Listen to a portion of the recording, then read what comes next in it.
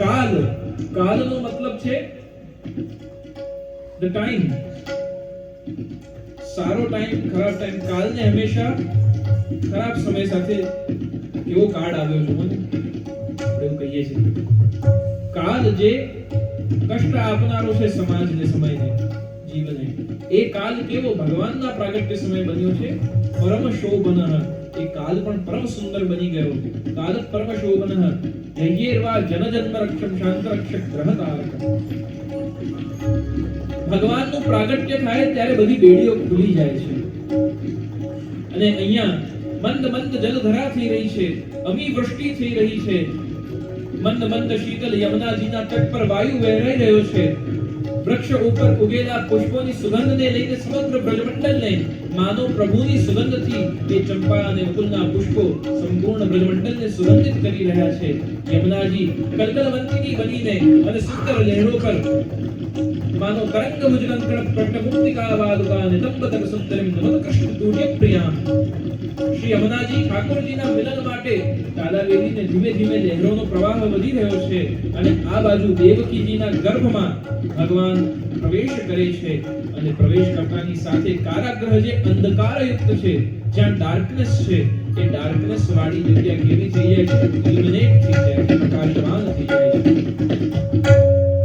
અને પ્રકાશવાન થયેલા ગર્ભની સાથે જ્યારે પહેલીવાર આ ઘટના બની, જો શાસ્ત્રો કહે છે કે હજારો વર્ષોથી મનુષ્યએ કંઈક માંગ્યું હોય ભગવાનથી, તો કહ્યું છે કે અમને ગર્ભમાં પ્રવેશ ન આપો.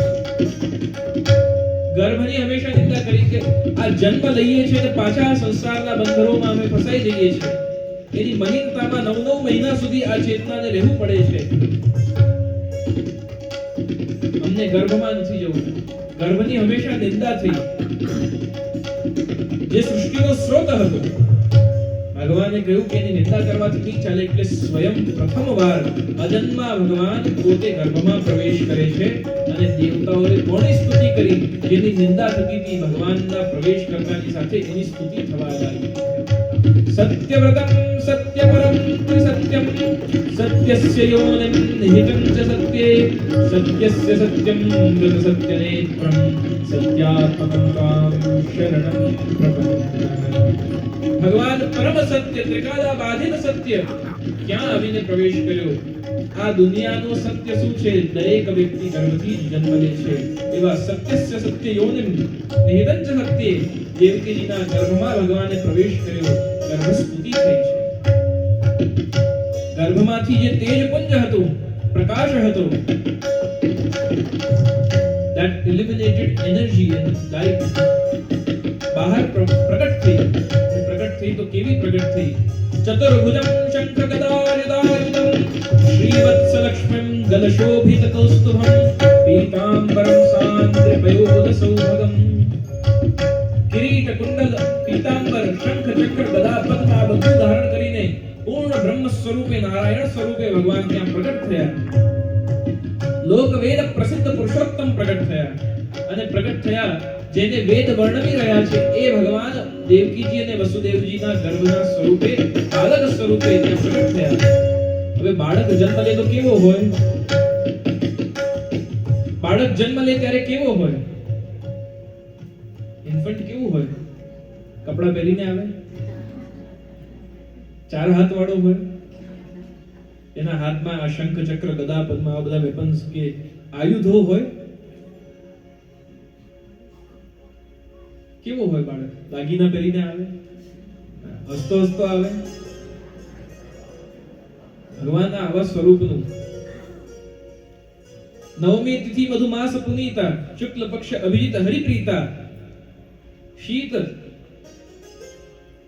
ન ધૂપ ન ઘામા મધ્ય દિવસ અતિ શીતલ. તો ત્યાં કૈકેયીજીના મહેલમાં પણ ભગવાન ચતુર્ભુજ નારાયણ સ્વરૂપે પ્રગટ થયા. અને અહીંયા પણ તજહુ તાત રૂપા, ત્યાં તાત રૂપ છોડો, આ તો આપ જગત પિતા સ્વરૂપે પ્રગટ થયા છો. આ જગત પિતા તરીકે નહીં, અમે તો પ્રાર્થના કરી હતી કે બાળક રૂપે આવો પ્રભુ. અને બાળક 4 હાથ વાળો ન હોય, બાળક વસ્ત્ર ધારણ કરીને ન આવે, બાળક હસતો હસતો ન આવે, બાળક શ્રૃંગાર ધારણ કરીને ન આવે. એક એક વસ્તુ કહેતા ગયા દેવકી, પ્રભુ બાળક 4 હાથ વાળો ન હોય. ભગવાને 2 હસ્ત કરી દીધા. શંખ અને ચક્ર હસ્તમાં છે. એવું કે બાળકના હાથમાં શંખ અને ચક્ર ન હોય પ્રભુ, એ પણ પોતાની ભીતર સમાહિત કર્યા. પછી કહ્યું કે બાળક આવો ન હોય, બાળક તો વસ્ત્ર વહીન હોય.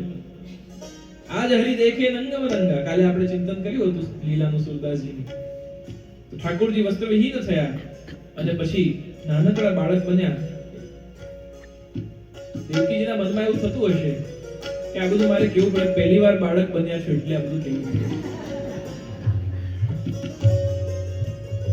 તો માતા વાત્સલ્ય ભાવથી શીખવાડી રહ્યા છે બાળક કેવી રીતે બનવું. અને બભુવ પ્રાકૃત શિશુ, પ્રાકૃત બાળક આવું હશે નહીં પ્રભુ. આટલો નાનો બાળક હોય એ હસતો હસતો જન્મ ન લે. બાળક જન્મ લે ત્યારે તો રુદન કરે, પ્રભુ રડો. સુન વચન સુજાના રોદન ઠાના સુરભૂપા. કોઈ બાળક સુરભૂપા. રોદન ઠાના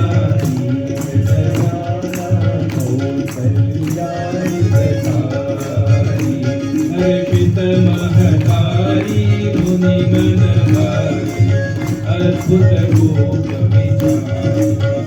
माता पुन गोई गोमती गोई जगुतात यह रूपा कीजे शिशु लीला अति प्रिय लीला यह सुख परम अनुपा.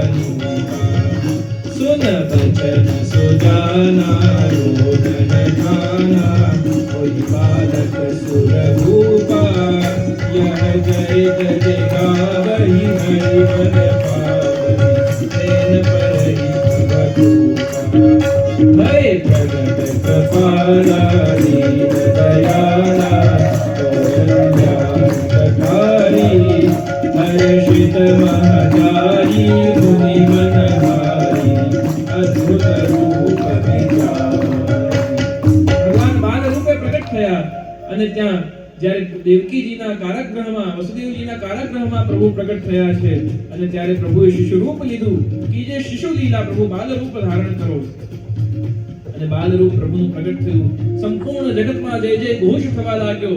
પ્રભુના પ્રાગટ્યની સાથે દેવ દુંદુભી વાજહી. અને એ અદ્ભુત ક્ષણ આવ્યો અને ત્યારે બધા જ કહેવા લાગ્યા, બોલો કૃષ્ણ કનૈયા લાલ કી જય.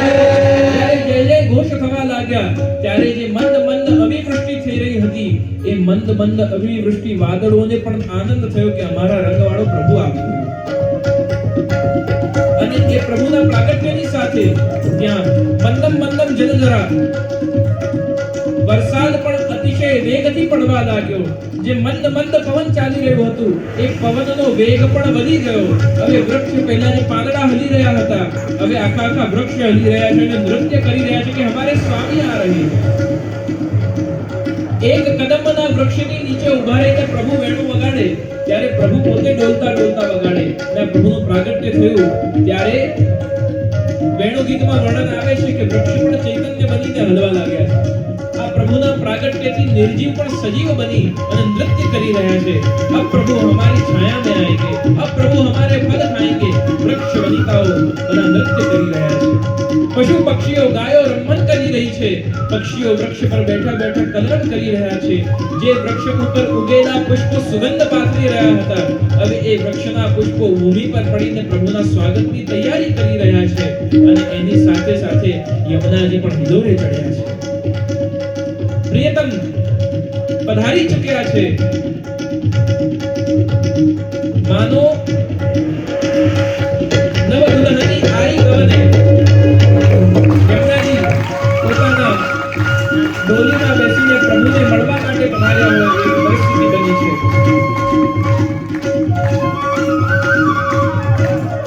અને ત્યારે વસુદેવજીની ટોપલીમાં વાસુદેવ બિરાજ્યા છે, પ્રભુ બિરાજ્યા છે. હજુ વાર છે થોડી, હજુ તો ગોકુળ પહોંચવા દો. નંદ બાબાના ત્યાં ઠાકોરજીને પધરાવ્યા છે અને ઠાકોરજીને પધરાવીને યોગ માયા સ્વરૂપા બાળકને પાછા પધરાવીને મથુરા આવ્યા, પાછી પેઢીઓ બંધાઈ ગઈ અને ત્યાં નંદરાયજીના આંગણમાં રોહિણી જ મહાભાગા. રોહિણીજીએ જોયું કે એક બાળક રડી રહ્યો છે. આવીને જોયું, અરે નંદ બાબા કે यहाँ તો લાલા ભયો હે. અને દોડી દોડીને ખુશીઓ બાંટવા લાગ્યા, કહેવા લાગ્યા, નંદ બાબા આપકે यहाँ તો પુત્ર ભયો, બાલક ભયો, લાલા ભયો હે. નંદરાયજી થી રહેવાયું નહીં અને દોડી દોડીને બધા ઘરના દ્વાર ખોલી દીધા. ગામ ગામમાં જઈને કહેવા લાગ્યા, અરે મેરે ઘર લાલા ભયો હે, સબ આવો, સબ આવો. આવો રે આવો, સદે ભૈયા ગ્વાલો. આ નંદ મહોત્સવ માટે નંદ બાબા કહી રહ્યા છે, જેમ બ્રજ જનોએ સાંભળ્યું, બ્રજ ભયો महर के पूत, जब यह बात सुनी, सुन आनंदे सब लोग, गोकुल गणित गुणी. ગોકુલમાં જે પણ હતા સાંભળતાની સાથે નંદ બાબાના ઘરે પુત્ર થયો. સુન આનંદે સબ લોગ. કોણ પ્રગટ થયું? કૃષ્ણ પ્રગટ થયા, વાસુદેવ પ્રગટ થયા. કોણ પ્રગટ્યા? કહ્યું सुन आनंदे, आनंद प्रकट हुआ है. और आनंद जब प्रकट होता है फिर संसार के सुख और दुख दोनों भुला जाते हैं. અને એક ક્ષણે બધા પોતાની જાતને જે જ્યાં હતા ત્યાં સબે સિંગારી શેરી, ધ્વજા પતાકા તોરણ માલા, સબે સિંગારી શેરી, ઘર ઘર ગ્વાલ દેત હે હેરી. અને નંદ ભવનમાં આવા લાગ્યા બધા. ગ્વાલ ભરે કાંવર ગોરસ કી, ગ્વાલ બાલ દૂધ દહીં લઈ લઈને નંદ બાબાને અર્પણ કરવા આવી રહ્યા છે. ગોપીજનો થાળી ભરીને શ્રીફળ, કુમકુમ, હલ્દી, અક્ષત, દુર્વા અને મંગલ કલશ અને સિંદૂરથી માંગ ભરવા યશોદાજીની સુહાગિન તેરી કોખ में प्रभु पधारे हैं. અને યશોદાજીને બધાઈ આપવા ગોપીજનો પધારી રહ્યા છે. નંદ ઘરના આંગણમાં ત્યાં એક સુંદર સ્વર્ણનો રત્ન જડિત પન્નો સિદ્ધ થયો છે. એમાં બાલકૃષ્ણ ઠાકોરજીને લાલનને પધરાવીને પીત જગલી સુદેશ કટબગના કર પહોંચી આલાલ શોભિત સુંદર વેશ. સુંદર પ્રભુનું સ્વરૂપ બનાવી અને પ્રભુ ત્યાં મોર પિચ્છની ચંદ્રિકાને ધારણ કરીને બિરાજમાન થયા. અને ત્યાં યશોદાજી અને નંદ બાબા બિરાજીને પ્રભુને પલ્લા ઝુલાવી રહ્યા છે. અને ગ્વાલ બાલ કહેવા લાગ્યા, નંદ ઘેરા નંદ ભયો રે કનૈયા લાલ કી, નંદ ઘેરા નંદ ભયો રે કનૈયા લાલ કી, નંદ ઘેરા નંદ ભયો રે કનૈયા લાલ કી, નંદ ઘેરા નંદ ભયો રે કનૈયા લાલ કી. जय कन्हैया लाल की जय, जय कन्हैया लाल की जय, कन्हैया लाल की जय, जय यशोदा लाल की जय, कन्हैया लाल की जय, जय यशोदा लाल की. नंद घेरा नंद भयो जय कन्हैया लाल की, नंद घेरा नंद भयो जय कन्हैया लाल की. आनंद भयो रे कन्हैया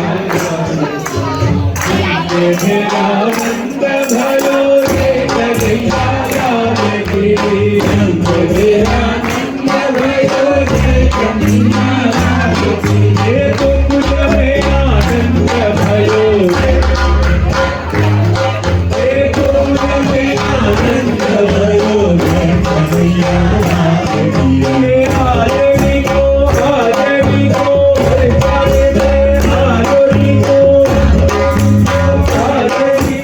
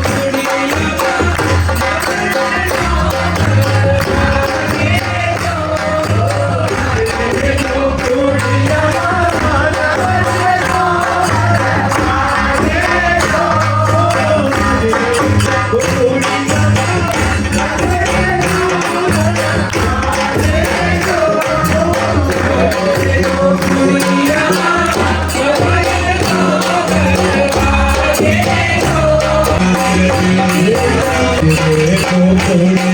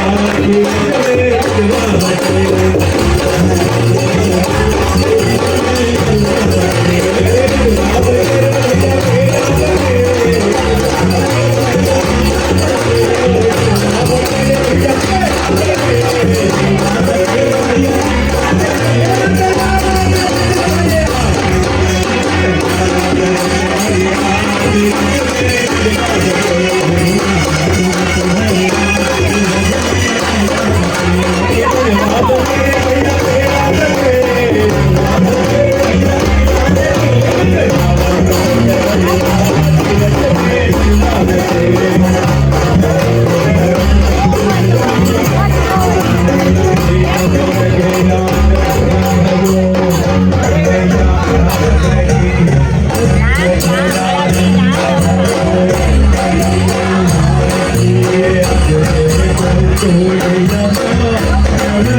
ઓ